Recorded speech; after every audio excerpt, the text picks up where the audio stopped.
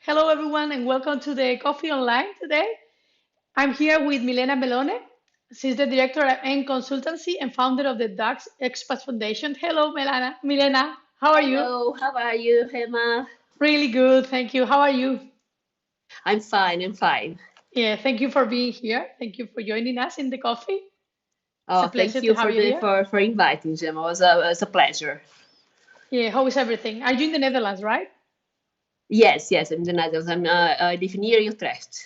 Yeah, great. So are you enjoying the sun today? Oh yes, lovely, Yeah, fantastic. I never saw it here in March. Fantastic. yeah, it's amazing because usually we don't have this weather.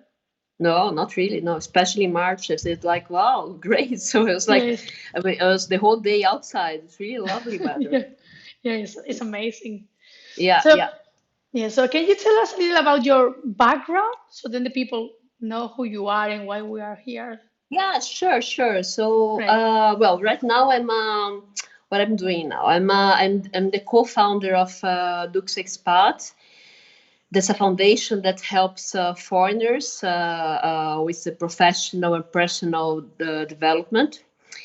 We have like a platform, and we join. We have different experts and specialists join this platform, and we offer different courses on professional and personal development. And at the same time, we have like events that are focused on diversion, inclusion, diversity and inclusion.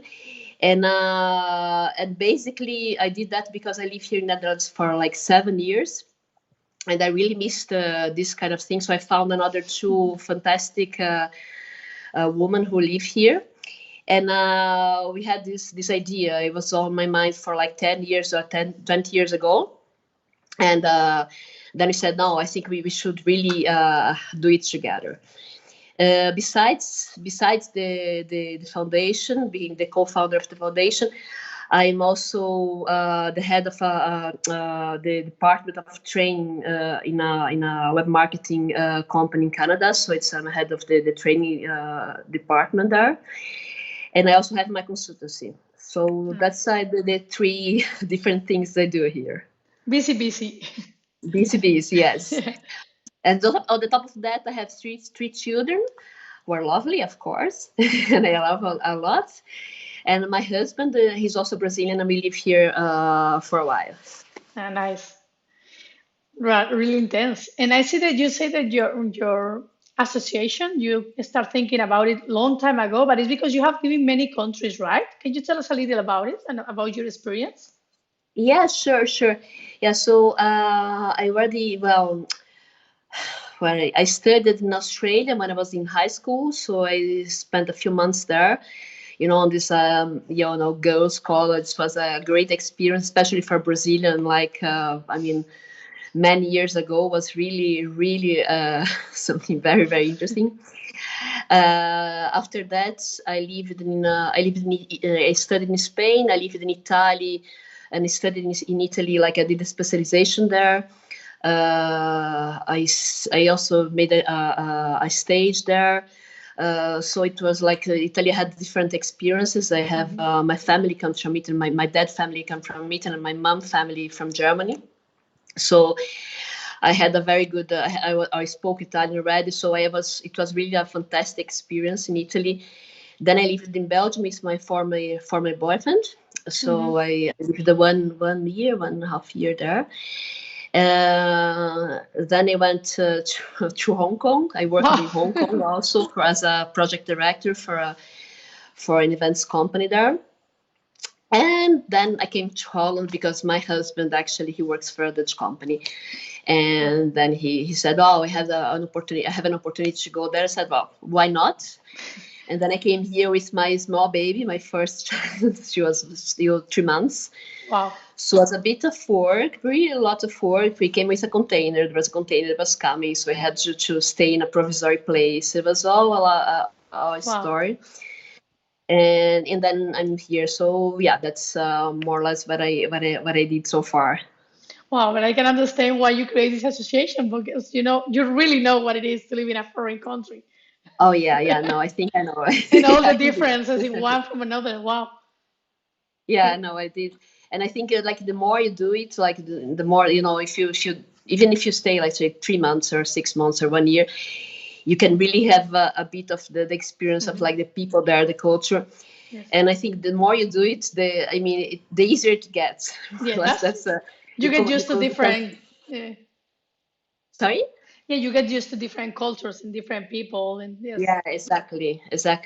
So I mean, you have all the culture shock. So after a few, I mean, I already knew okay what I could expect, what I was what I could expect, and what potential problems and challenges that I would have, and that's how it happened.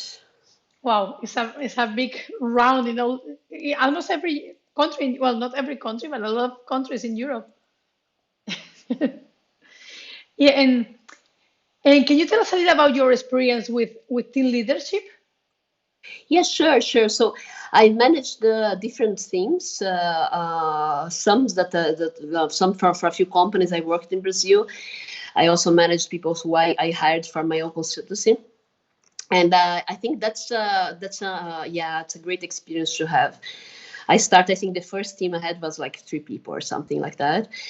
And I really love it. I said, wow, and I think it's a combination between, managing the company goals, managing the different personalities, the work habits, the motivations, and also balancing your own tasks. So it was really like, I think it was really dynamic, at least for me. That was it's a really nice experience. But I think at the same time, it's like if you have, for example, I had a team of like 10 or 12, and then I had a team of like 3. If you have a small team or if you have a big team, I think the challenge, the most challenging thing is really to balance the motivations, to balance the expectations, and to see each one of them as a single human being or someone that's extremely important for whatever they do. And I think that's really like it's something that I really love. I think it's like that's when I started managing teams. I said, wow, it's something I really love, like dealing with people and everything. And depending on the company, you also have to adapt to the company policy, and it's really like it can be super complicated depending on the. So, for example, in certain companies, there are really, really restricted policies. Some other companies just say, "Oh no, you can do whatever you want as long as you give me results." So it's so it's really like interesting also because you really have to adapt. You have to really like be super flexible. You have to look at each one as a human being, and you really have to look at the diversity. For example, in Brazil, we have a really diverse culture. We have people from different backgrounds, and São Paulo, for example, we have descendants from Japanese people. And it's really interesting when you work in Brazil with different teams because you really have people from all of different backgrounds and it was I think it's like a fantastic thing to I don't even call like managing people, but I mean working with different people and trying to get their best, so that's but I think that's the what I consider management is more like trying to get the best each one has.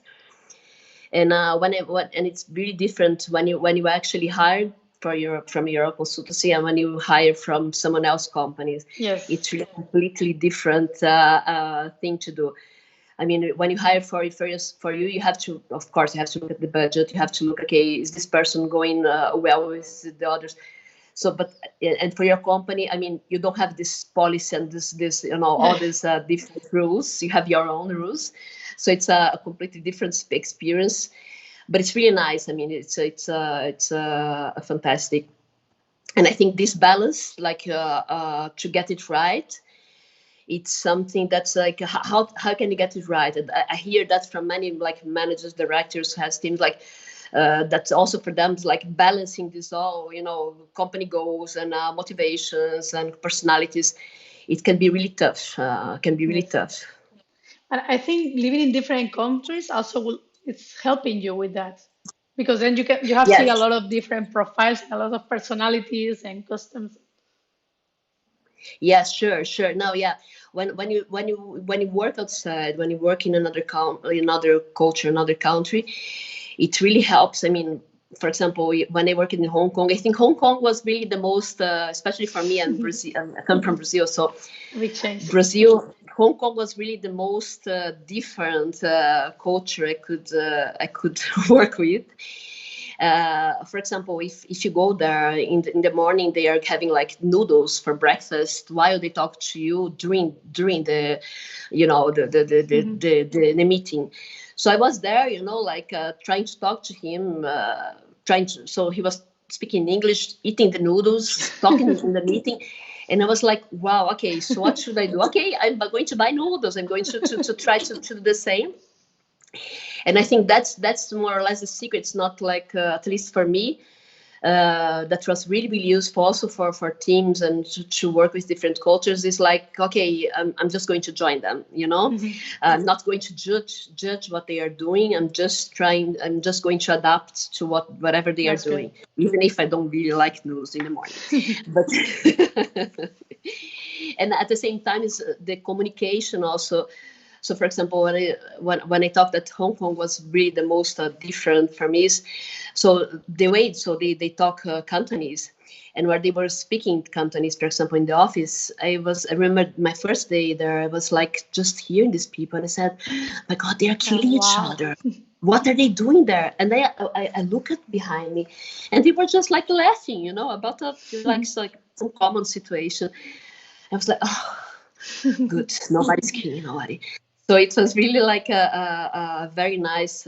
While when I went to London, for example, it's like London I went more for a training, but the office environment they're much more like they are much more like polite, like serious, and they have like the rules are really, really respected and everything. So it's a completely different environment than Italy, for example. When I worked in Italy, I mean, people were just like having their croissants while they were eating, and they were like, you know, and then also like the way, Mirela, can you do that for me now, please? It's completely different than England. You have like the tasks that you have to do for the whole month. So the planning that you have also in Netherlands, people are like, they plan in advance really much more than people in Italy or also South America. And even for me, when I started I started a conference company in Brazil, and I remember that was really, really hard for me to explain to the CEO in England that she would get that people would just register for events like 1 week or 2 weeks before. And they said, no, we cannot expect that. It's impossible. I said, I'm saying that it will like the break even it would be like 2 weeks before. No, it's not possible. I said, no, listen to me. I'm saying that.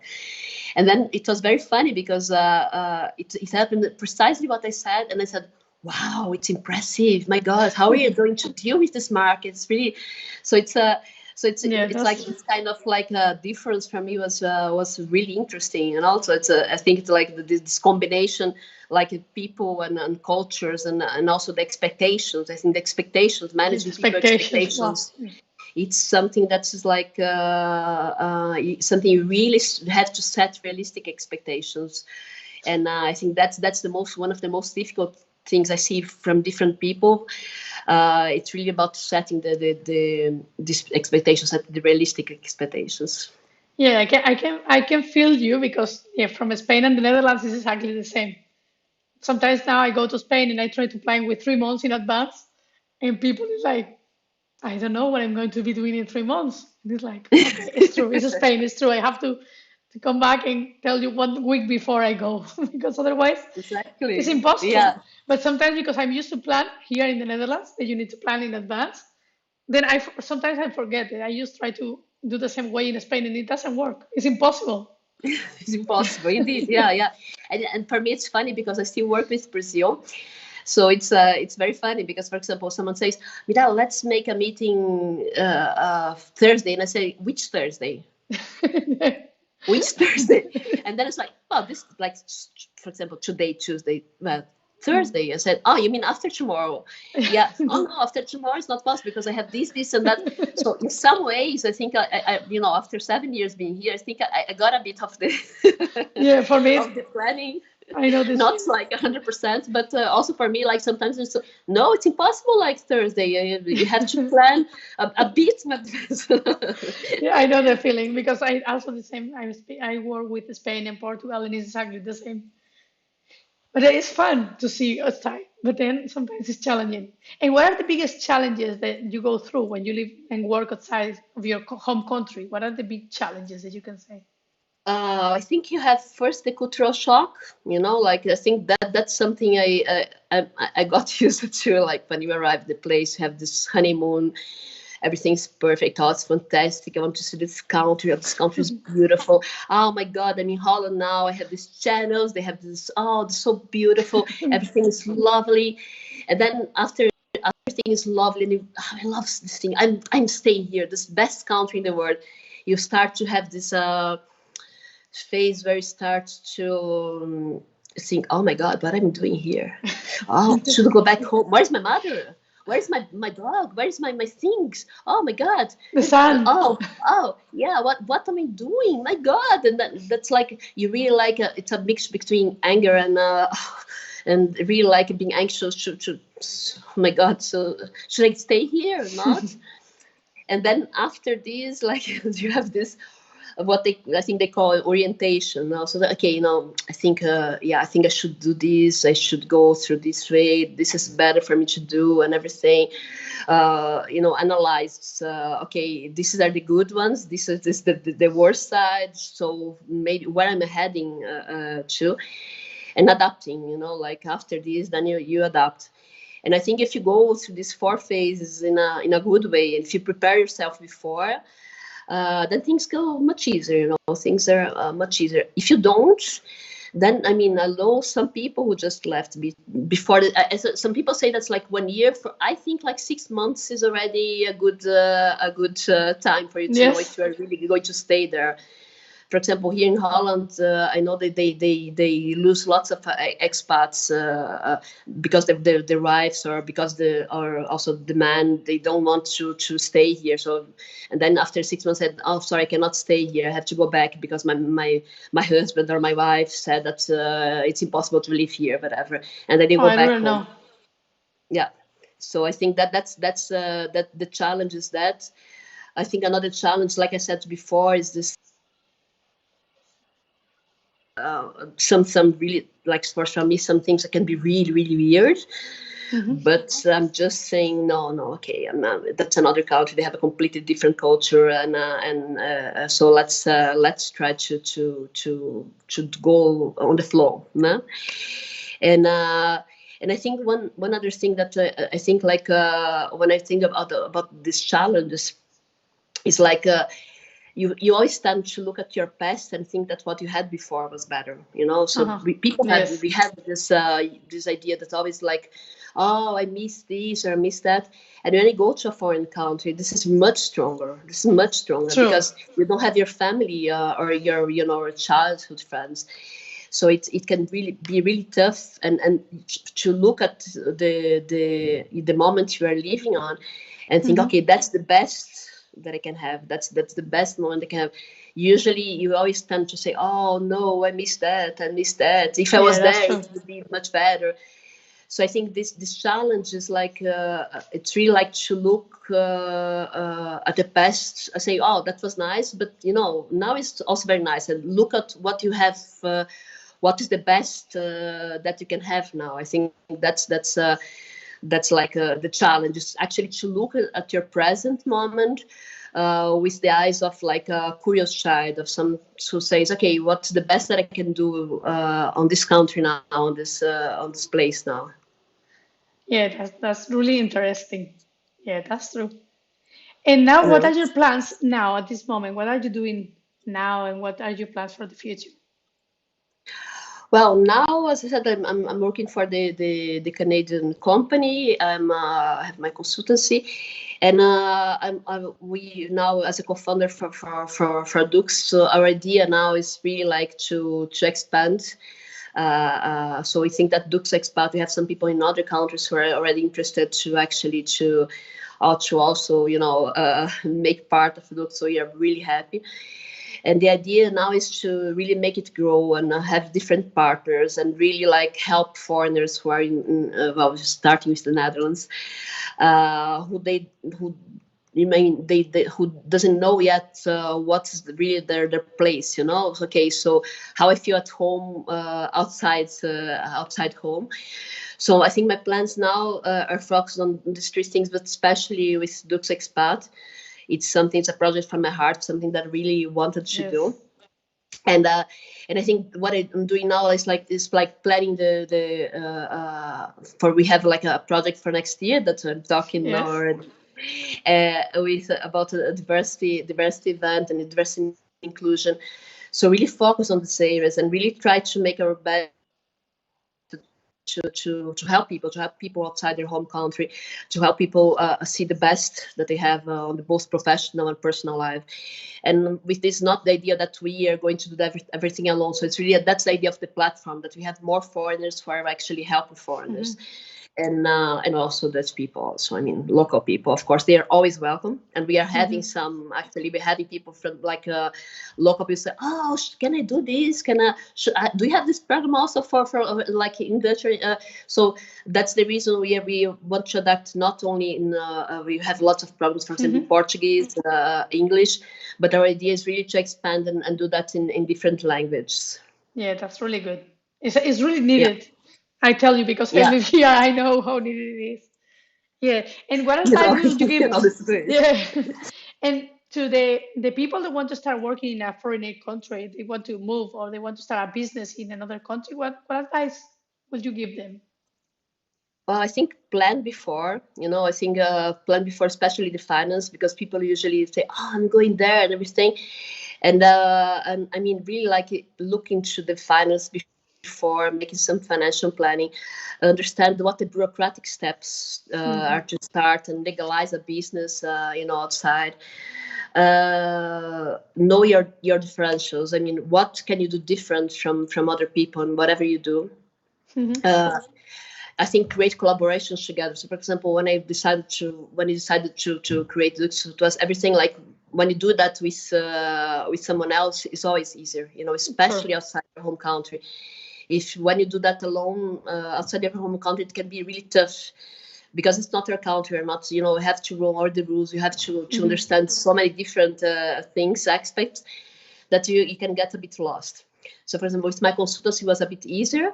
I could that because I work with different countries, not only the Netherlands, but the foundation. I mean, it's much better. It's much nicer to have people to do that with you. The ideas come easier, and you have like people who make the critics, people who say, no, we should do that. We should go into this direction. And I think it's wonderful. Yeah, for the motivation also. Sorry.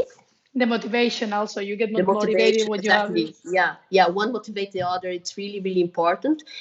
And I think have confidence in your projects. I think this, especially for women, what I see is that many women who want to open a project, there was some research on this, that when women they want to open something, like start a business. I think the biggest challenge, the biggest obstacle is really about self-confidence. So I think I'm not going to be able. So, for example, even if you see, like in the Netherlands, I was reading about it's absurd. So, if you see the Netherlands, when women who are entrepreneurs, when they are starting their own business, it's I think 2% or 3% gets funding, and the other 95% are men. So it's absurd. That's ridiculous. And women, they self-fund. It's not that they don't start a business; they self-fund their business. Yeah, that's so it's true. I was like, how the hell? So it's really it's really absurd, how it can happen. I mean, we are in 2021, so how it happens? It's really hard to believe on this, Yeah, that's true. But that's the way it is. So we're here to change it a little, at least. And Sorry. can you? We have to start changing it ourselves, Yeah. a little by little. A little, yeah. No, I Yes. mean, this is not even feminist. It's just I think the whole world can gain much more. I Yes. mean, if you have I mean, same rights or same rights. I think that's the word. That's the word. Yeah. Yeah. Yeah, and then coming back to Dutch Spark Foundation, Why did you start it? Because you see the need. What do you tell us a little more about it? About the Yeah, so why. what was actually an idea that I had like 10, 15 years ago to do something with foreigners and to start a foundation and use my experience uh, to help people, in some sort of way, or doing like trainings or events and everything. And that was an idea that I had on my mind for a really long time. So when I was here in the Netherlands, I've met these two women, and they had precisely like a similar idea than mine. I said, "Oh, fantastic!" Oh, And why we had this idea? Because well, they're living here like 20, 25 years old, so they're much. They're a really longer time than I. And I think the challenges are really the same. If you're a foreigner in another country, you have to deal with so many different things, and many times you are not emotionally prepared. So true. many times you don't even know how you can develop professional in this country. So what can you do there? What's different or not? And I think this combination of what can you do professionally, but with the combination on what you can do like with your emotions, what you can do with your with the rest, so you can have self-confidence to actually grow in this country, is the combination that said, well, really, people really need that, even to go Yes. out of their house, even to say, okay, to look for something. And so I said, no, that's really needed. And at the same time, we saw a gap. There's like well, there's still diversity and inclusion events here and everything, but not really something special, not really something. And like I said, I work with this for like 20 years. So for me, it was like, no, it's really, there's a gap. There's really like the need to have like a better event focused on diversity and inclusion. There's really a need for that. Yes. So based on that, we started the foundation, and I mean, it's going really well. We started a short time ago. We were planning for a while, but we really started a short time ago, and it's going very well. We have like really lots of people like starting to get interested. Also now, well, we have Corona now to make things a bit more Yes. complicated. True. But again, another challenge that you can always deal with. So it's and yeah, so that's why we had this idea. Yeah, that's really interesting. Wow, that's really nice. Really nice story, Mirela. And can you tell us like 3 tips for the people that want to start? The 3 main tips to start working in a foreign country. Yeah, I think to start working in a foreign country, first is like training this. First, see the bureaucratic and the financial planning. I think this is like extremely important. I think like be consistent. Like you have to really to get into your plan and really go for it. Don't let challenge on the middle or the coach or any problems go on your way. And have self-confidence. You have to trust in yourself to do whatever you have to do in another country. In another country, the challenge is much bigger because you really have to deal with things you don't know. True. And I think that's for me that would be the 3 main tips, I guess. Yeah, I think are really good ones. Yes, really important ones. So thank you very Yeah. much, Mirela. It was a pleasure Oh, to have thank you you. here. Oh, it was my pleasure. Thank you very much. Thank you. And have Thank enjoyed the you. sun this week and see you Oh, soon. yes, you too. Huh? Yes. Okay, bye. Okay, bye bye. Bye.